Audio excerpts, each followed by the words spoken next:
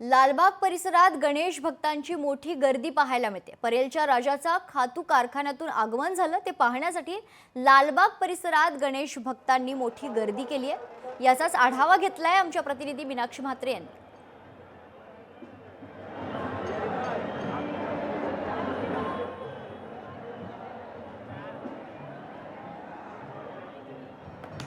मी सध्या लालबागच्या परिसरामध्ये आहे आणि लालबागच्या या संपूर्ण परिसरामध्ये आपण पाहतोय गणेश भक्तांची अल्लड गर्दी सध्या पाहायला मिळतोय।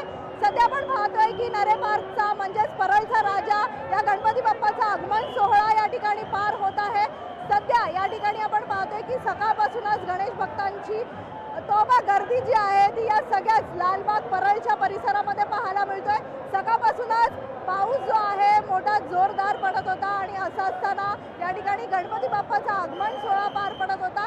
सध्या पावसाने विश्रांती घेतलेली आहे, पण मात्र नरे पार्कचा गणपती बाप्पा म्हणजेच नरे पार्कचा हा परळचा राजा या ठिकाणी यंदा आपण पाहतोय की श्रीराम यांच्या अवतारामध्ये आपल्याला पाहायला मिळतोय। त्यामुळे एकूणच मोठ्या दिमाख्यामध्ये ही मिरवणूक जी आहे आगमन सोहळा जो आहे तो पार पडताना आपल्याला पाहायला मिळतोय। दोन्ही बाजूला जर आपण दृश्य पाहिली तर अल्लट अशी गर्दी जी आहे ती भाविकांची आपल्याला पाहायला मिळतोय आणि याच गर्दीमध्ये कुठेही या सगळ्याच गणेश भक्तांची गैरसोय होऊ नये किंवा मग कोणालाही या ठिकाणी गालबोट लागू नये याची देखील दखल घेतलेली आहे। विनीत पेडणेकरचा मीनाक्षी म्हात्रे, लोकशाही मराठी, मुंबई। अध्यक्ष आहेत या मंडळाचे परमदादा, काय सांगशील? पावसाने विश्रांती घेतलेली आहे। खरं तर सकाळपासूनच तुफानाचा पाऊस होता आणि तुमच्या म्हणजेच या परळच्या राजाच्या गणपतीच्या आगमन सोहळ्याला पावसाने विश्रांती घेतली। काय सांगशील, कसं वातावरण आहे, कसा उत्साह आहे? नक्कीच आज पहिल्यांदाच या परळ नगरीमध्ये प्रभू श्री राम, अयोध्येतील प्रभू श्री राम अवतरलेले आहेत। आमचा ऊर भरून आलेला आहे आणि त्या प्रभू श्री रामांनीच आज त्यांचं स्वागत विदाऊट पाऊस या सर्व परळकरांकडून करून घेतलेलं आहे।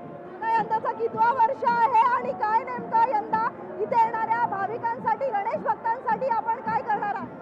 हे आमचं 79वे वर्ष आहे आणि यंदा परळमध्ये एक अयोध्येतील राम मंदिर साकारणार आहे। हे परळच्या राजाच्या इतिहासातलं पहिलं असं अयोध्येतील राम मंदिर आम्ही या नरे पार्कमध्ये साकारणार आहोत। कुठेही या मिरवणुकीमध्ये गालबोट लागू नये याची देखील तितकीच खबरदारी घेतलेली आहे। त्यामुळे पोलीस प्रशासन असेल किंवा मंडळाचे कार्यकर्ते असतील तितकेच सज्ज या ठिकाणी आपल्याला पाहायला मिळत आहेत।